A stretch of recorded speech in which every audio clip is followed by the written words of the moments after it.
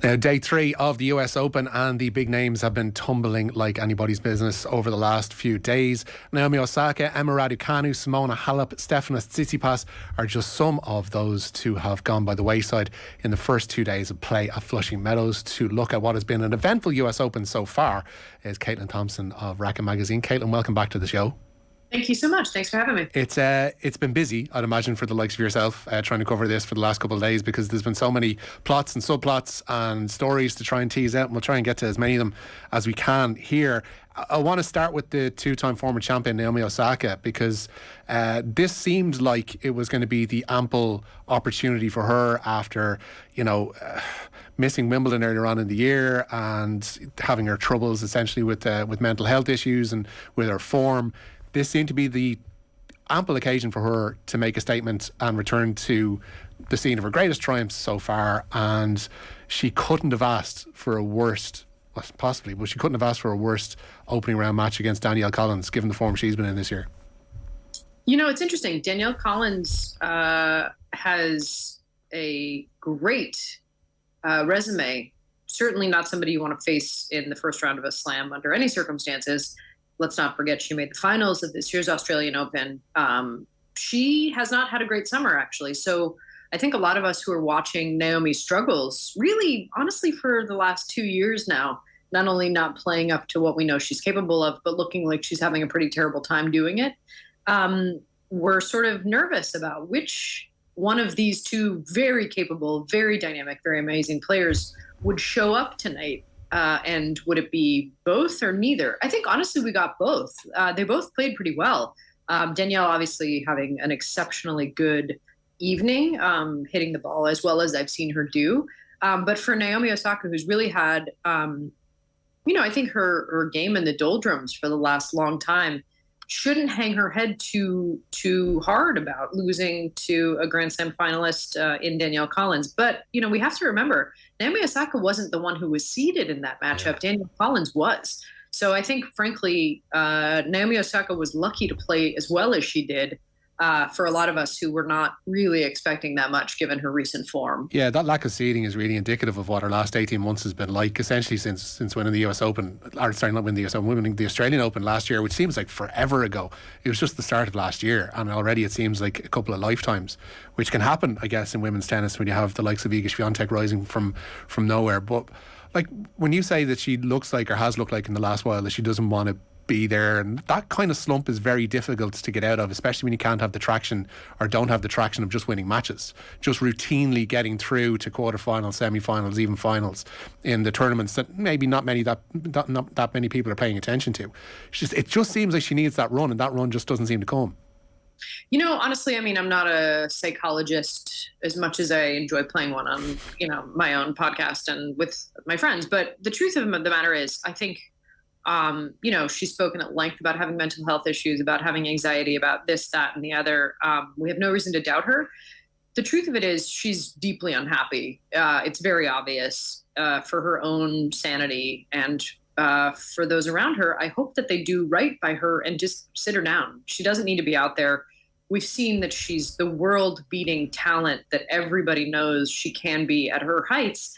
But that height, as you noted, hasn't been achieved at all, not even close, since the, Australian Open of a year and a half ago. So really, for what? You've already got all the money. You've already got all the fame you need. She's the highest endorsed female athlete in the world. But it doesn't seem to be bringing her much peace or happiness. And so for me, when I heard her say after last year's US Open, when she crashed out really early, that she wanted to take a break from tennis for a while, I think she meant it. And I honestly think that it was probably sponsor commitments and a very overzealous schedule and obligations that didn't let her do that. And so I really hope seeing somebody who obviously does not take joy in the experience of being there, figure out how to take something else, even if that means time away. It can be a very difficult thing to kick back into. I remember listening to Simona Halep at Wimbledon when she was talking about how it just became a chance meeting with her coach, and that basically reinvigorated her love for the game. And you're depending on happenstance almost for your natural talents to be given its best platform, really.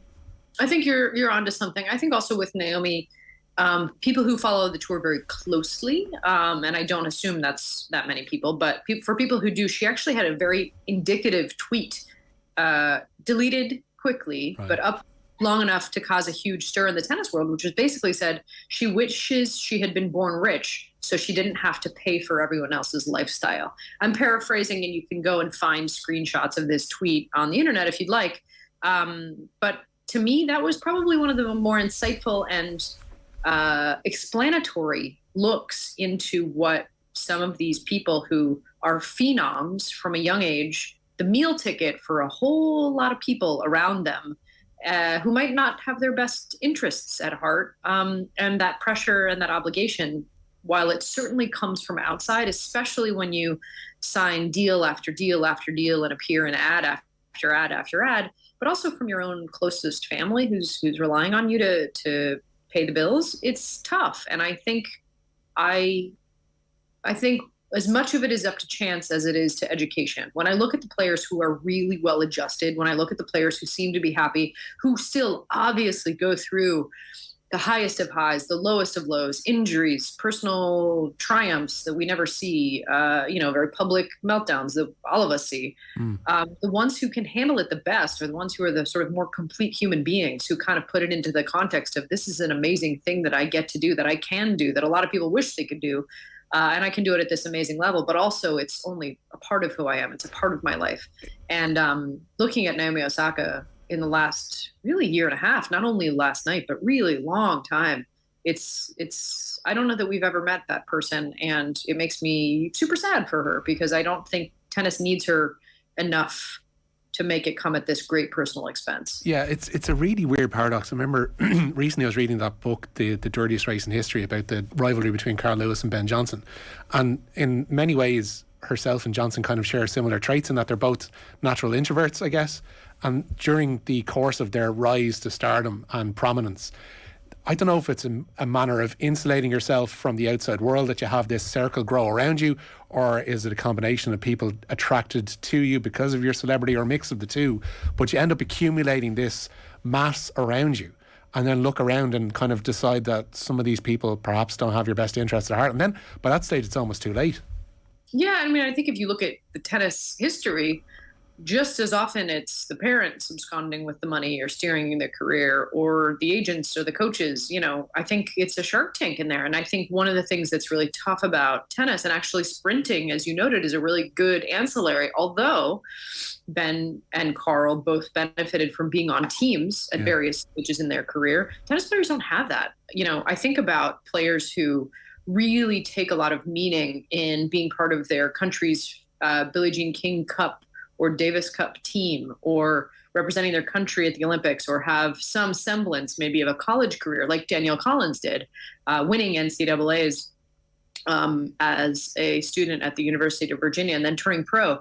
They have some greater contextual understanding of what it's supposed to feel like to be around people who maybe are good for you versus people who aren't. And, I don't want to cast aspersions, but it's hard not to think at this point that, at a certain time, if you have all the money in the world, you got to use it to figure out how to get yourself in a good place. And I think, like I said, it has been very obvious what we're seeing with Naomi Osaka isn't somebody in a slump, somebody who's maybe not playing their best, but enjoying the process, working their way back from something, having the natural highs and lows, but rather somebody who doesn't look like they want to be doing what they're doing. And I think that's, whether you're really, really great at something or not, it doesn't matter if you don't want to be there. And it's pretty clear she doesn't. Yeah, it's well, I guess we all want to see her back to her best, because there's a hell of a player in there, and somebody who at the young age that she did see off the likes of Serena Williams in Grand Slam final. I mean, that doesn't happen by accident. I want to talk about Emma Raducanu as well, while we're talking about people who seem well adjusted. She, for all of the false starts that have come, I guess, in the wake of last year's US Open win, she does seem remarkably self-aware of her situation. And that quote that she came out with last night after her defeat to Alizé Cornet, where she said that the target's off her back to a degree now, and that she can concentrate on being her own person. I've often looked at Raducanu's career like that, in the sense that last year's US Open was a complete aberration compared to the rest of her career, like getting to second round, third round, fourth round of Wimbledon, second rounds of slams otherwise. That's probably generally her level. It's just last year the stars aligned in a way. Part of that is true. And I think part of it is actually indicative of the level she will eventually get to. And I think she, for my money, actually has one of the best games on tour. She's a clean hitter. She steps in. She's unafraid to take the ball early and can direct traffic. She's also very smart, as her absolute dismantling of Serena Williams under a very, very intense pressure cooker of an atmosphere earlier this summer in Cincinnati demonstrated to me. So I actually think maybe it was a bit of an aberration, like having a young, streak that comes out of the blue can sometimes be categorized. But rather, the way I look at Emma Raducanu, and I've loved the way that she's talked about her tennis, talked about, her perspective, and talked about having early success and needing to build on it in a way that actually was good for the long term, which is, she has, I think, a good general understanding that this was really her first year on tour. She did not play a full schedule last year. She got to a pretty deep run at Wimbledon last summer, falling to Ayla Tomljanovic in what amounted essentially to basically, as far as I could tell, a panic attack, just, complete nerves, being overwhelmed by the moment, which is completely normal and amazing that she even got that far and played that well. Followed it up with a U.S. Open run, had some pretty natural letdown after that slam finish, but actually spent most of the latter part of this year and this season building. I watched her play in D.C. I watched her play in Cincinnati. So I think it's less indicative of that being her level, Richie, maybe, but more actually she's what you want to see. And I think maybe the healthiest way you can get here is that every year you get a little bit better and a little bit better because you're accommodating and understanding and adjusting as you go to the level. But sometimes it doesn't happen that way and it's a little bit out of order. So I actually totally would not be surprised to see Emma Raducanu lifting another Grand Slam trophy or two. Probably not for a little while. Her body still literally can't play a full schedule. It gets blisters. She's not, accustomed. She's not calloused.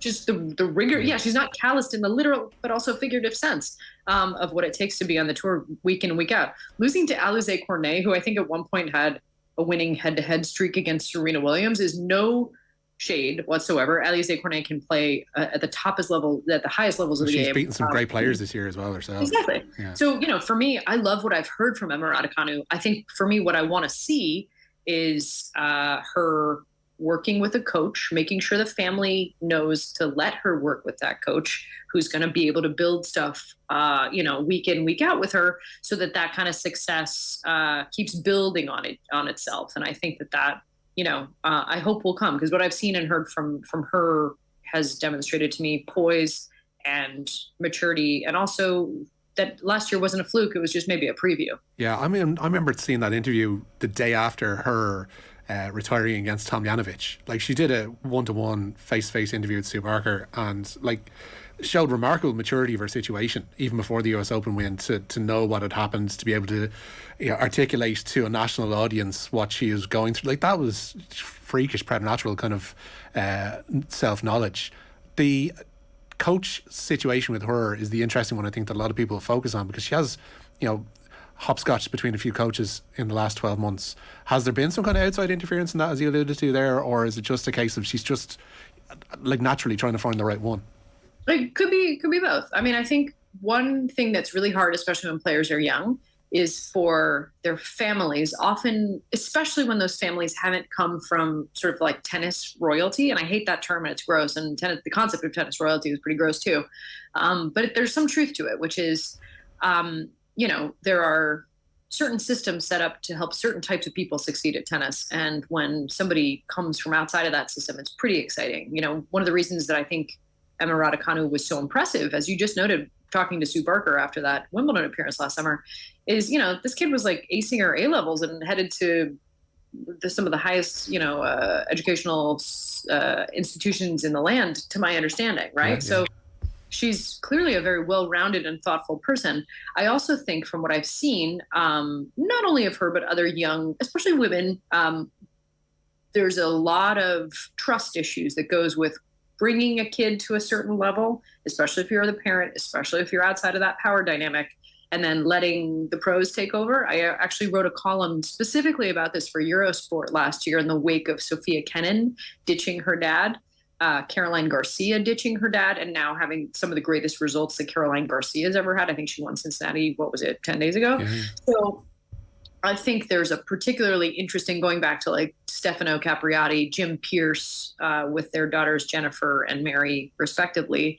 that speaks to the difficulty that it can be, especially with dads and daughters, having a different coach in the mix. And so I don't know more than that, but from what I can tell, I would suspect that's probably where some stuff is going down. And, again, I can imagine it's very hard as a parent to let somebody else steer after you've done a lot of the heavy lifting. But I also think, if Sophia Kennan's career at the moment is any indication, sometimes that's just a dynamic that needs to be outgrown and cut the umbilical cord, It's understandable to a degree as well when you're talking about a 19-year-old, who's still barely out of school, barely on the tour, and you're like, you've got so many people circling essentially. And again, much like we talked about with Osaka, you have to decipher the good between the bad, and that's when you're flying blind essentially, as our parents probably are. It's a difficult thing to do.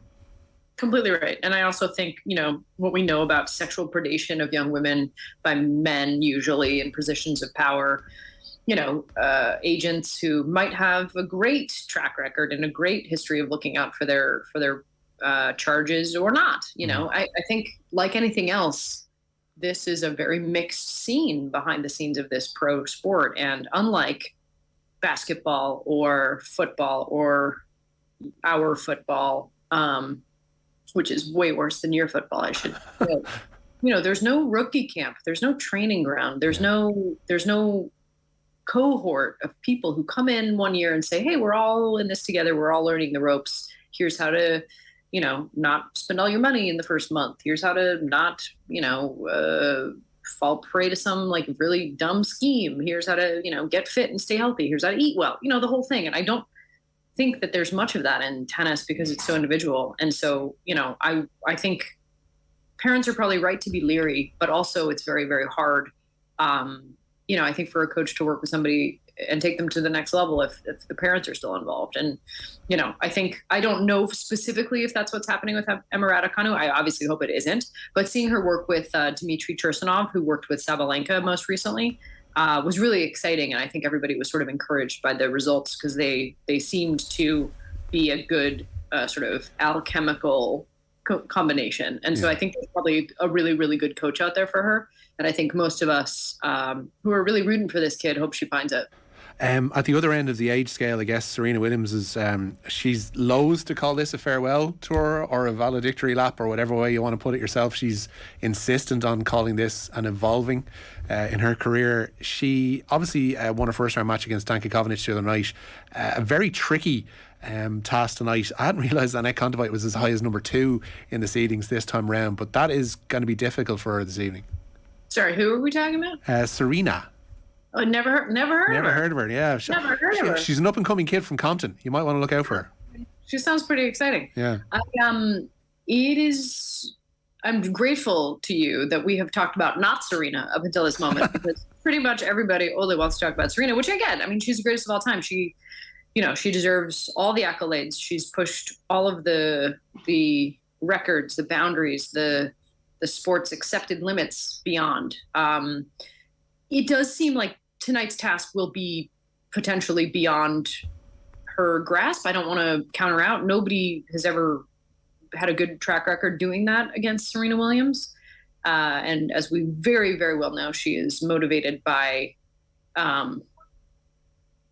glamour, glitz, power, spite. She's a powerful woman who doesn't go out like a lamb. That said, given her current fitness level and her current, just match play experience, I think she's probably played a handful of matches total this year, whereas everyone else is, in the 30, 40 match range, maybe more. So it's just, it is hard to imagine she climbs this mountain today. Annette Kontaveit hasn't been historically great in slams, but I would say probably the floor of her level is quite higher than the ceiling of Serena's at this moment. That said, the crowd's going to try to get into it. They're going to try to make it a home field advantage, as they did on Monday night with Daria Kovinic. And, I get why. I don't love that part of the sport, if I can be honest. I root for tennis when I watch tennis almost all the time. there's a scenario in which Anett Kontaveit just totally blanks and fails to meet the moment.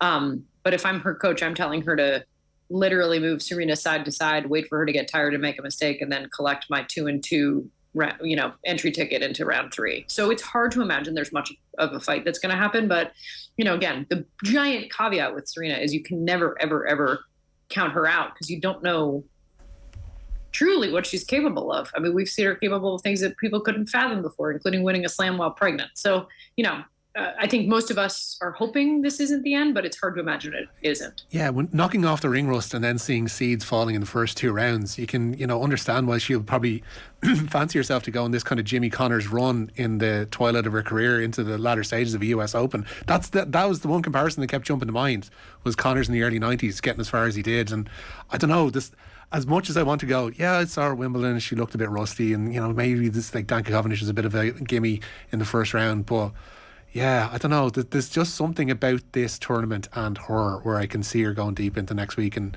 maybe I'm wrong. I mean, Richie, I think you probably articulated what 99.9% of the world, probably outside of Estonia, is tonight's match. So you're probably not the only one. Yeah. Aside from that as well, Rafa Nadal looks like he's in okay form, judging by his first round appearance.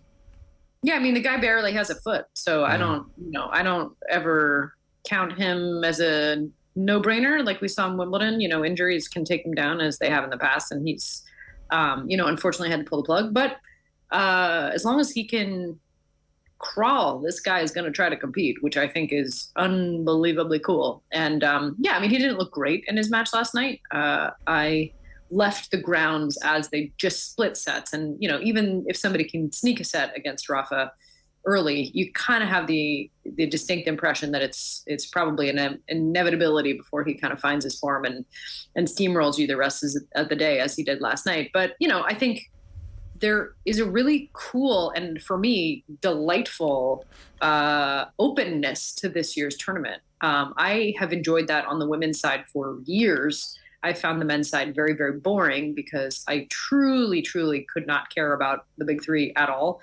If I had to talk about the big 3, Rafa is really the only one that I enjoy watching anymore, to be honest. And that has nothing to do except just the fact that he's tenacious. And I have had the radio treatment that he gets on his foot for hours every day. And let me tell you, it is literally one of the most painful things I've ever experienced. And I have slipped discs and had sciatic nerve pain. He gets this treatment every single day for hours of deeply intensive radioelectric stimulation on his bones because he has a bone defect in his foot. And this is basically the only way the inflammation will allow his foot to fit in a shoe so he can play even more hours of tennis. So when I say this guy's a complete maniac, you kind of can't overstate it. That said, there are so many exciting, amazing men in the draw. And like the women's tournament is and has been for the past couple of years, it's really exciting because there's so many people who can win it. For people who care about things like Grand Slam counts, they'll be invested in Rafa's match and where he ends up, with his overall tallies. But yeah, he doesn't look great. So I'm not saying that I think he's the favorite. Okay. It's one to watch. And I'm sure we'll be speaking to you between now and the end of proceedings in Flushing Meadows. Caitlin Thompson, thanks so much for talking to us. Thank you so much.